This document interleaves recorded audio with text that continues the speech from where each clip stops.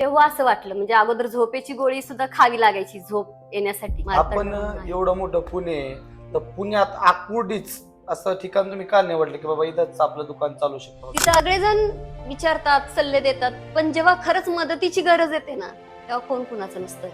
अडचण म्हटलं तर बॅकअपला कोणीच नसतं. मी सुरुवातीला अगदी बचत गटातून लोन घेतलं, पण बाप हा महत्वाचा आहे आयुष्यात, आणि असा कुठलाच दुसरा पुरुष नाही की ती जागा घेऊ शकतो. तुमचे मिस्टर गेल्यानंतर त्यांची कमी तुम्हाला बऱ्याच वेळा जाणवत असेल. खूप.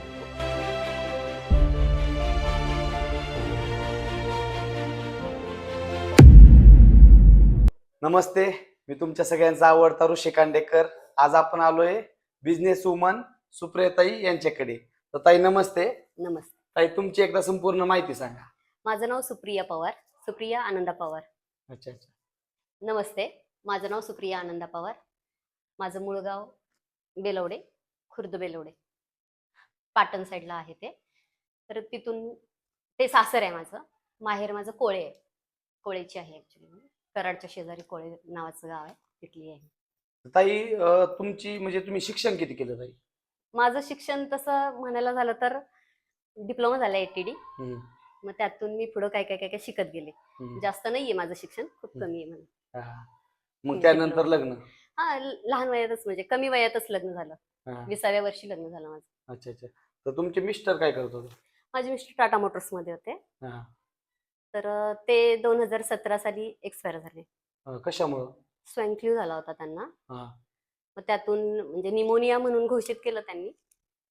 त्यात त्यांचे 1-2 मित्र पण एक्सपायर झाले होते तेव्हा. हम्म. त्याच्यात ते एक्सपायर झाले. मग त्यावेळेस असं काय हे नव्हतं का की बाबा त्यातून आजारातून बरे लोक होत नव्हते का त्यावेळेस? होत होते, पण खूप उशिरा कळालं की ते त्यांना स्वाईन फ्लू झाले असं. हम्म. त्या याच्यात ते गेले. अच्छा आणि अच्छा. त्यांच्यासोबत मलाही झालं होतं. असं नाही की मला झालं नव्हतं. मुलं होती आमच्यासोबत. मुलांनाही लस वगैरे द्यावी लागली आम्हाला. हम्म. पण झालं तर ते हम्म. नशीब शेवट. मग त्यानंतर एवढ्या मोठ्या दुःखातून तुम्ही कशा सावरल्या? 3 वर्ष गेले मला त्यातून उभं राहण्यासाठी. पूर्ण 3 वर्ष म्हणाल तर अगदी विचित्रच अवस्था होती. त्याच्यात मला काही सुचत नव्हतं. थोडक्यात माझी आई राहिली इथं. माझा एक पुतण्या होता, बहिणीचा मुलगा होता. ते इथं राहिले होते दोघं-तिघं जण. मग त्याच्यातून हळूहळू सावरत गेले. पण एक वेळ असा आला की तेव्हा असं वाटलं, म्हणजे अगोदर झोपेची गोळी सुद्धा खावी लागायची झोप येण्यासाठी. एवढा त्रास व्हायचा. पूर्ण वीक झाले होते. त्यामुळं काहीच हेच नव्हतं. मग नंतर त्यातून हळूहळू मुलांकडे बघून, म्हणजे माझा मुलगाच मला म्हटला की तुला आई खंबीर व्हायचंय का नाही, नाहीतर मग तू आम्हाला हॉस्टेलला टाक, तुला जर ह्याच सिच्युएशन मध्ये राहायचं असेल तर. मग तिथून त्यांचं बोलणं ऐकून मग मी ठरवलं, नाही आता आपल्याला झालं, त्यांना बाप तर नाहीये, एक आई म्हणून कुठंतरी आपली जिम्मेदारी आहे ती पार पाडायची. मग त्यातून मी उभी राहिले. ते अजून उभीच आहे. अजून प्रॉपर सक्सेस नाहीये मी. हा तुमचा मनाचा मोठेपणा की तुम्ही आज इथं आलाय माझ्यासाठी, त्याबद्दल मी खूप आभारी आहे तुमची. तर ज्यावेळेस तुमचे मिस्टर वारले त्यावेळेस तुमचे मुलांचे वय वर्ष किती होते? माझा मोठा मुलगा 7वीला होता आणि मुलगी माझी 4थीला होती. अच्छा अच्छा.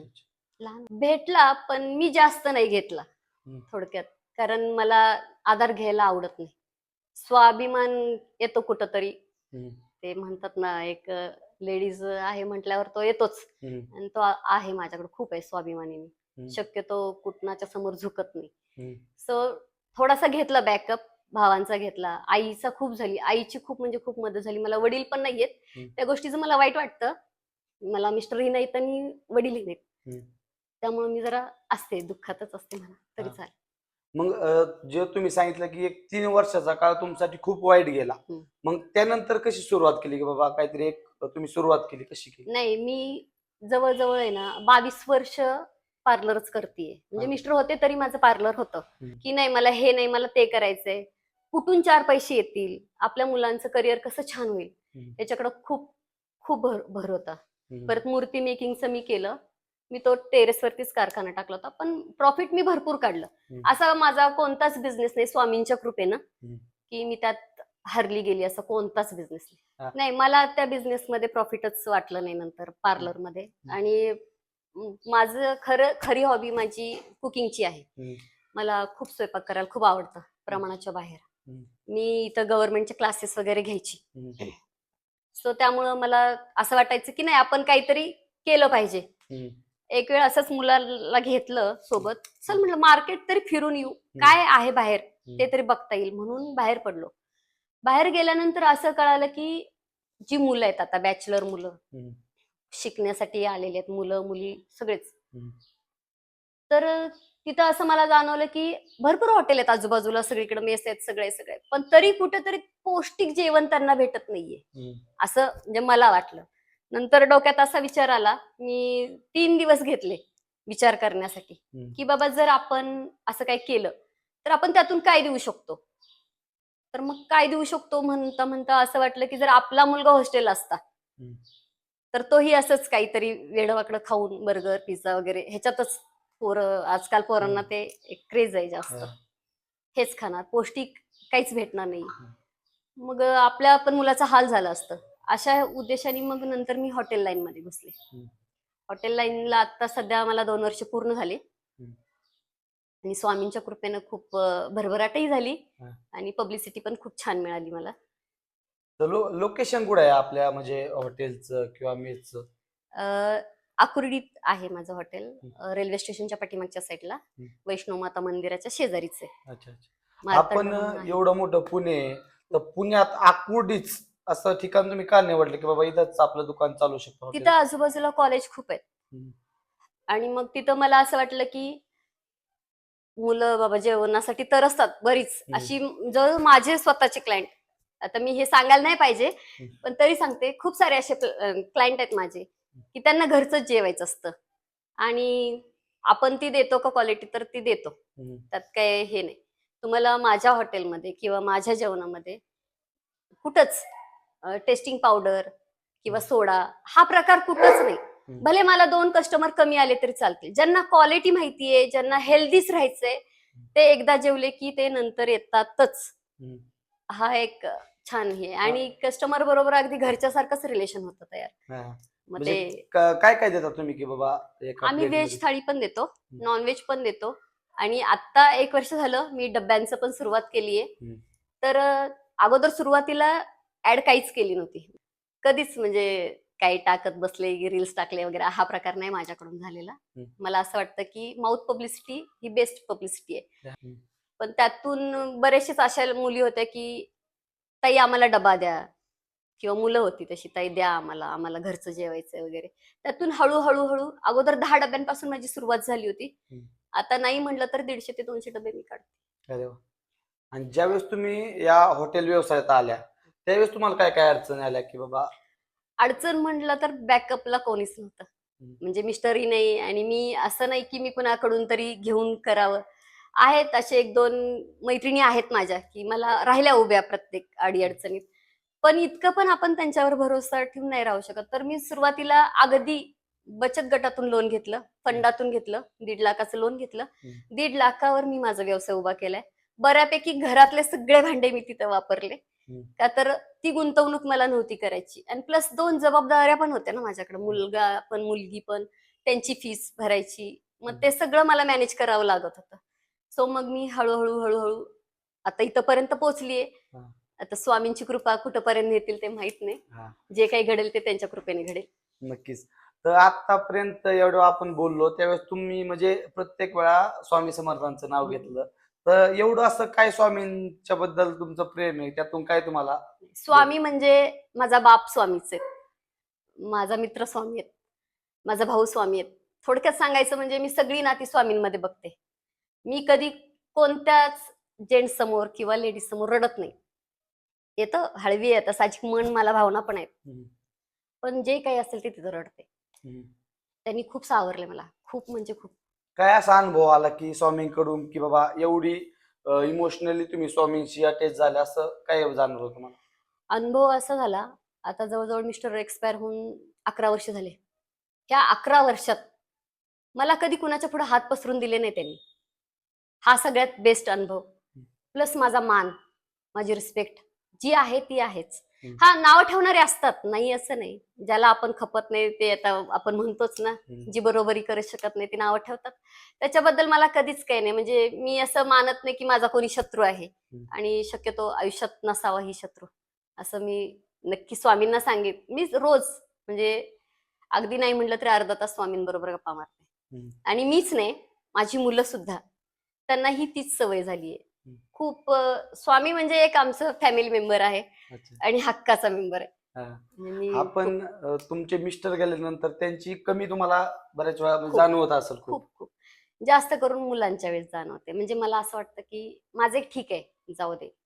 फक्त मला मुलांच्या बद्दल वाईट वाटतं. असं वाटतं की जर असते तर मुलांना एवढी धडपड कष्ट करावं लागलं नसतं हम्म. एवढं. हा, आज मी कमी नाही पडले कुठं त्यांना, मी भरपूर केलं त्यांचं, पण हम्म. तरी सुद्धा पण एक ती तो बाप असतो तो बाप बाप पाहिजे. असतो. बाप हा महत्वाचा आहे हम्म. आयुष्यात. आणि असा कुठलाच दुसरा पुरुष नाही किती जागा घेऊ शकतो. हम्म. तो जो आपल्या मुलांसाठी करतो ते दुसरं कोणी नाही करू शकत. कुणी करू शकत नाही. हा. नाही, बरोबर आहे. तर आज आपली मुलं काय करतात? हम्म.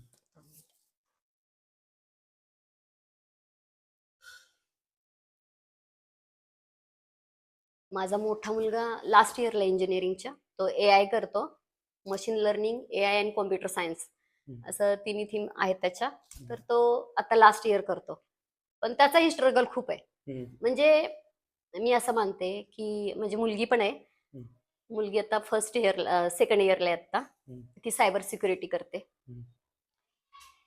मला स्वामींनी एक नेलं माझं, पण 2 हिरे माझ्या आयुष्यात असे दिले हम्म.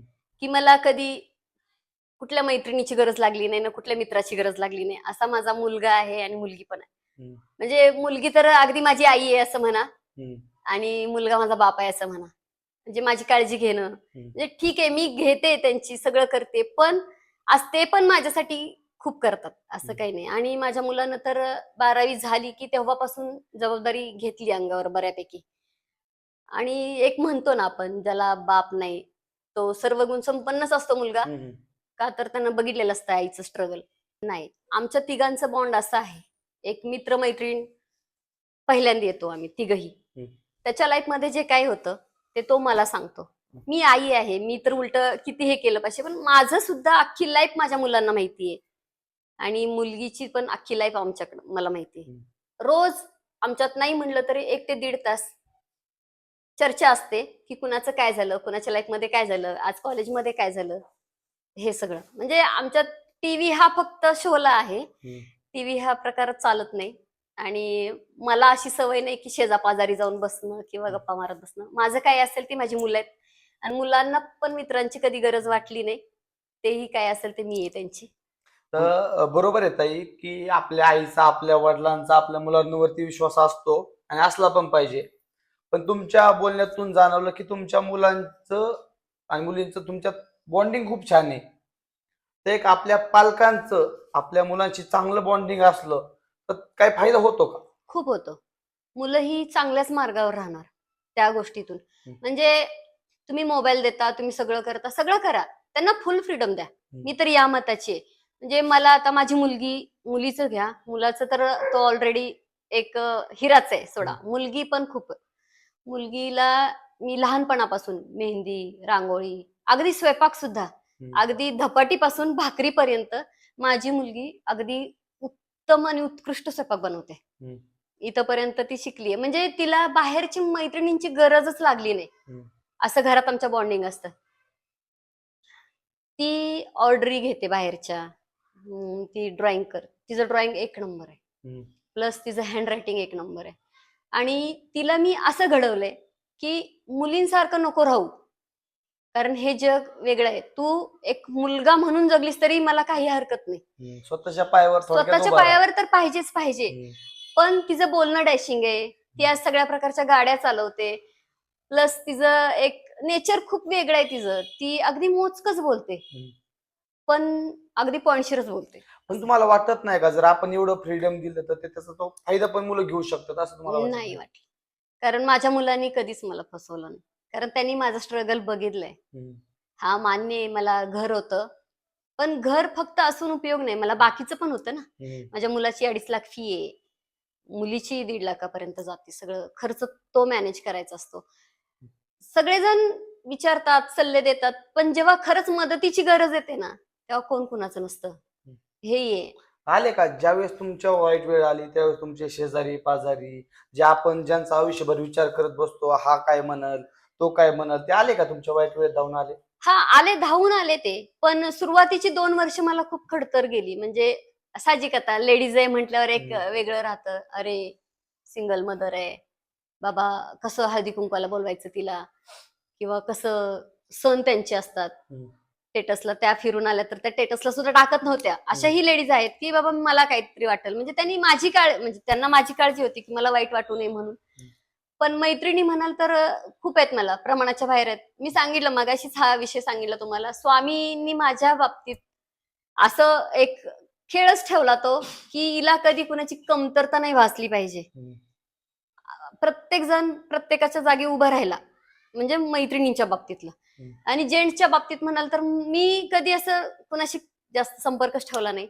मी माझ्या कामात गुंग असते, मला वेळच भेटत नाही थोडक्यात सांगायचं झालं तर. आणि जे काही आजूबाजूचे शेजापाजारी आहेत, माझा एकही शत्रू नाहीये.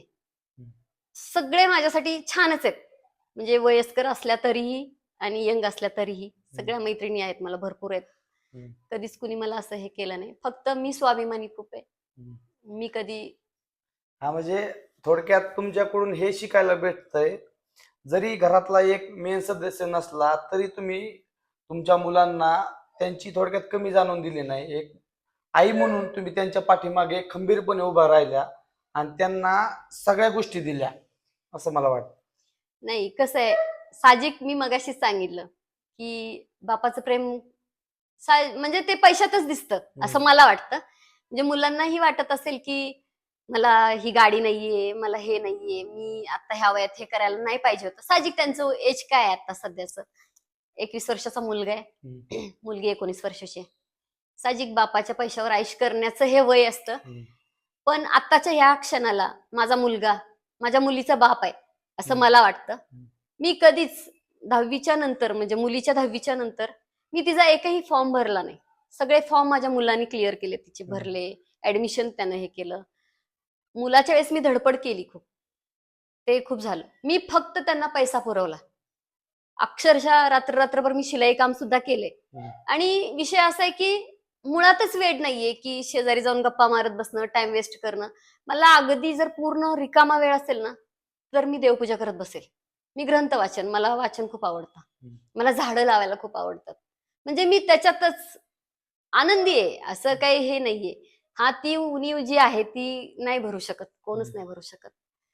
पण मी ते नाहीयेत असं समजत नाहीये. मी असं समजते की ते आहेत आणि सतत माझ्यासोबतच राहतील. बरोबर आहे ताई. आज एवढं खडतर प्रवास करून आज तुम्ही या हॉटेल व्यवसायापर्यंत पोहोचलात. आज तुम्ही सांगितलं मेसचे डबे पण तुम्ही पुरवता. पण यानंतर फ्युचर प्लॅनिंग मध्ये काय असं प्लॅन असेल ना की बाबा तो तुम्हाला करायचा आहे? आता सध्या तर आम्ही आमच्या मेसवरूनच, त्यानंतर मी मेस चालवली, आता त्याच्यानंतर मी हॉटेलवर आलीये, थोडक्यात हॉटेल करतीये. तर माझं हॉटेल असून सुद्धा, हॉटेल हा फक्त शब्द आहे. जेवण तुम्हाला घरगुतीच मिळणार, आईच्या हाताचीच चव राहणार त्याच्यात, हा प्रकार आहे. आणि डब्बे पहिलं कसं व्हायचं, जी स्टुडंट माझ्याकडे होते, आता कुणाला जॉब लागलाय, बऱ्याचशाच मुली अशा आहेत तिथं की त्या जॉब करतात वगैरे. मग त्यांचं मत होतं की ताई आम्हाला तुमच्याच हातचं जेवायचंय. मग सुरुवातीला प्रोसेस अशी होती की बाबा तुम्ही या आणि मेसवरून घेऊन जा, असं होतं कॉन्सेप्ट माझा. आता ह्या वर्षापासून मी असं चालू केलंय की तुम्ही जिथं आहे तिथं तुम्हाला पोहोचवणार डबा, आणि फ्री डिलिव्हरी, फ्री फ्री पूर्ण.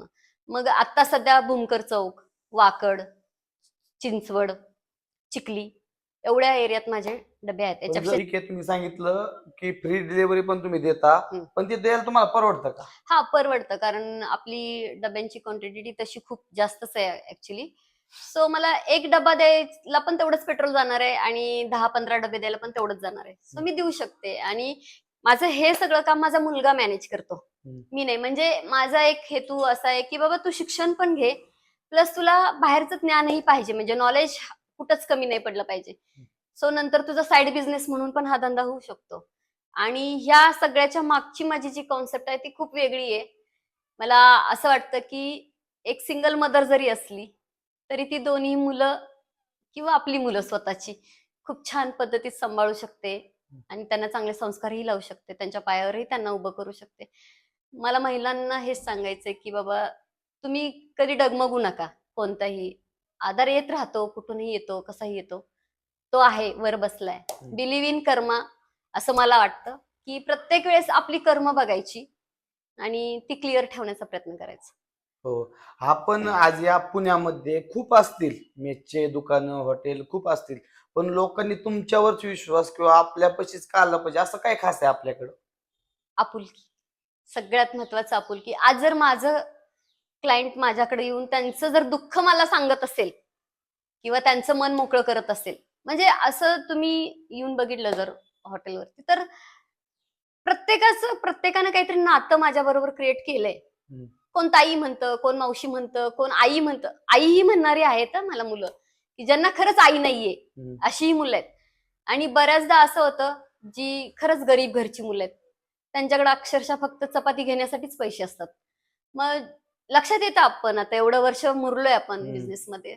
सो चेहरा बघितला की ओळखतं, की बाबा याच्याकडं काय याची परिस्थिती असेल किंवा ह्या दीदीची काय परिस्थिती असेल, असंही आपण हे करतो. मग मी काय करते शक्यतो, ताई मला 2 चपाती मिळतील का? असं विचारलं की "हां बाबा, मी देते 2 चपाती." पण मी लगेच पुढचा प्रश्न, "तू खाणार कशावर आहे? भाजी बनवली आहे का तू?" असं मी विचारते, हं. आवर्जून विचारते. तर तो म्हटला ना, "नाही, घरून आली आहे किंवा घरी सकाळची उरलेली आहे वगैरे हे ते." काय-काय सांगायला लाजतात, हं. की नाहीये काही, मग ठेच्यावर खाणार वगैरे असं तसं. तर मी तिथं बरोबर चेहरा ओळखून 2 चपाती घेतली ना, तर त्या 2 चपातीला पुरेल अशी पटकन भाजी देऊन टाकायची. हं. ₹1 घ्यायचा नाही त्याचा आणि काही नाही. तुम्ही तेवढं घेऊन जा. काय काय भेटतं असं करून? पुण्य, समाधान आणि मला हेच करायचंय. हं. माझं ध्येय तेच आहे. मला विधवा महिलांसाठी खूप काही करायचंय आणि जे अनाथ मुलं आहेत त्यांच्यासाठी खूप काही करायचंय. स्वामींनी जर साथ दिली, हं. तर काही वर्षातच मी त्या लेव्हलपर्यंत पोहोचू शकते नाही, नक्कीच, नक्कीच. स्वामी आणि देतील, मला ते साथ पण देतील. पोहोचायचंही आहे. कारण तुमचे विचारच खूप चांगले आहेत म्हणल्यावर स्वामी का साथ नाही देणार ना? मला खूप असं हे वाटतं. विधवा महिलांसाठी म्हणाल तर मी फेस केले ते. हं. म्हणतात ना, की स्वतःवर वेळ आल्यावर कळतं, की काय असतं. हं. तसं ती वेळ यावी लागते तेव्हा कळतं, की बाबा ती कशी जगत असेल हं. किंवा ती मुलं काय फेस करत असतील. मग बरेचशीच तिथं मुलं येतात. आता ते बॅचलर आहेत म्हणजे माझ्यापेक्षा वयाने कमीच आहेत हं. थोडक्यात. आणि एक सवय आहे मला पण आणि माझ्या मुलीलाही. जे कोणी येईल त्याला दादापासून सुरुवात होते आमच्याकडं. मग जर आपण त्याला दादा म्हटलंय, तर साहजिक तो आपल्याशी तसंच वागतो. हं. मग नंतर त्यातून ओळख होत मग आई म्हणायला करतात सुरुवात. हं. बरीच आहेत मुलं अशी आणि मुली तर खूप आहेत, हं. नो लिमिट, की ताई, आई, हं. मग माझं असं झालं, माझं तसं झालं. मग बाबा 2 शब्द जर आपल्यामुळं जर कुणाला बरं वाटत असेल, आपल्या 2 शब्दांमुळं, हं. तर काय हरकत काय आहे ते 2 शब्द द्यायला? नाही, बरोबर आहे. आता ताई बरोबर बोलल्या तुम्ही. पण जे आपले एक सिंगल पेरेंट असतात, त्यांच्याविषयी काय संदेश द्याल, की त्यांनी बाबा स्वतःच्या पायावर उभं राहिलं पाहिजे असं? ज्या सिंगल मदर आहेत, त्यांनी पहिल्यांदी तर स्वतःचा गुण किंवा स्वतःची कला ओळखली पाहिजे, की आपण काय उत्कृष्ट करू शकतो. त्यातून तुम्ही शून्यातून हळू-हळू सुरुवात करा. असं मी कधीच म्हणत नाही, की बिझनेस तुम्ही चालू करताय आणि लाखो लावा वगैरे असं काही नसतं. मी सुरुवातीला घरातून मोदक देणं, घरातून पुरणपोळ्या देणं, घरातून बिर्याणी देणं, हे कामं मी घरी केल्यात. हं. त्यातून हळू मला इम्प्रुव्हमेंट होत गेलं माझं. मगाशी सांगितलेल्याप्रमाणे मी शून्यातूनच विश्व गाठलं. असं नव्हतं, की बॅकअप आहे माझ्या मागे हे धर 5,00,000 आणि करा तुम्हाला काय करायचं असं नव्हतं.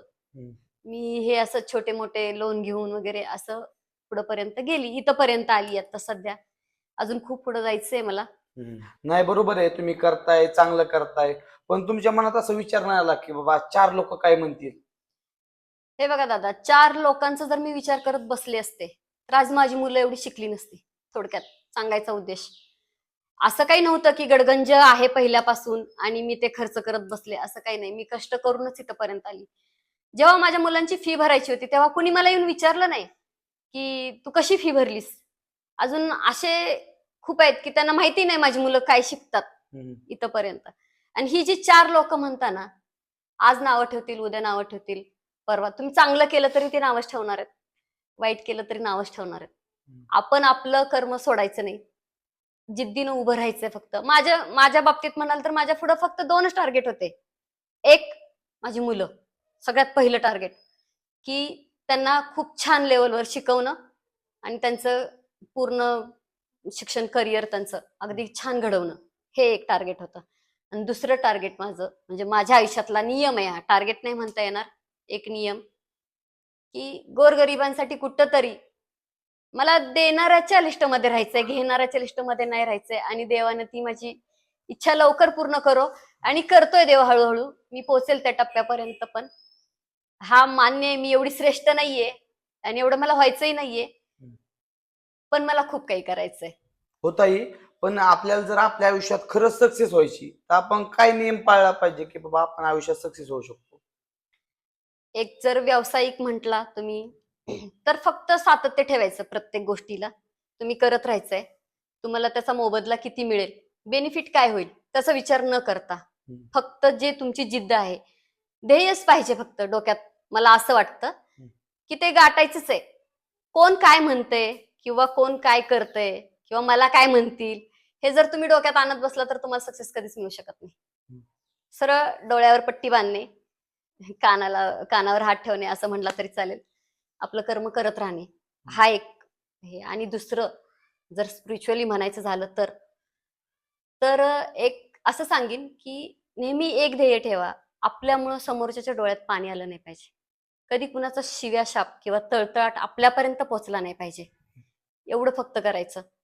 आयुष्यात कधी कुठंच कमी पडत नाही. आणि प्रत्येक म्हणजे जरी भांडणारी लेडीज असेल किंवा जेंट्स असेल तर असं समजायचं की ती त्याची कला आहे. साहजिक देवानं प्रत्येकाला काहीतरी घडवलंय.